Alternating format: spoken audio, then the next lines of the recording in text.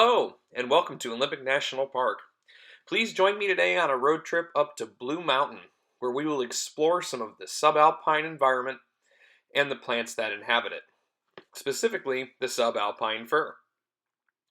Blue Mountain is located within Washington's Olympic National Park, which is in the northwest corner of Washington State.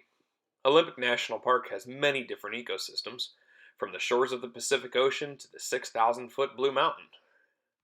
The ride up to Blue Mountain is steep, rocky, and windy. It's also quite cold. It makes us wonder, how can a plant adapt to living in an environment as harsh as this? The subalpine fir has adapted to this mountain environment in several different ways.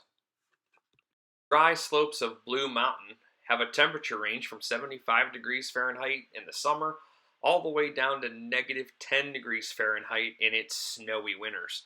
So that brings us to our first adaptation. How do these trees cope with the snow?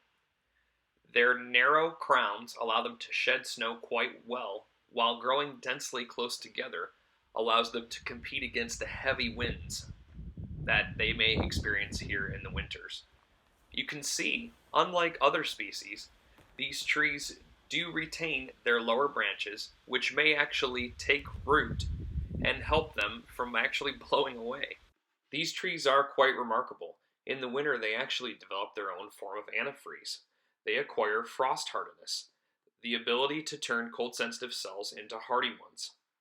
They form their own protective compounds in the cells that protect them against the cold.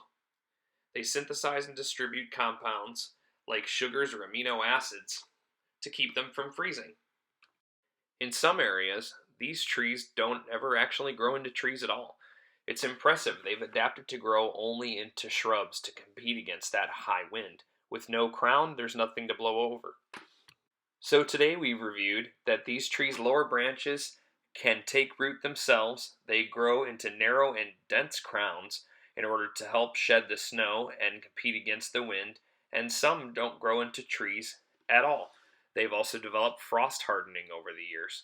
What an incredible tree. Thank you for joining me today on our road trip to Olympic National Park.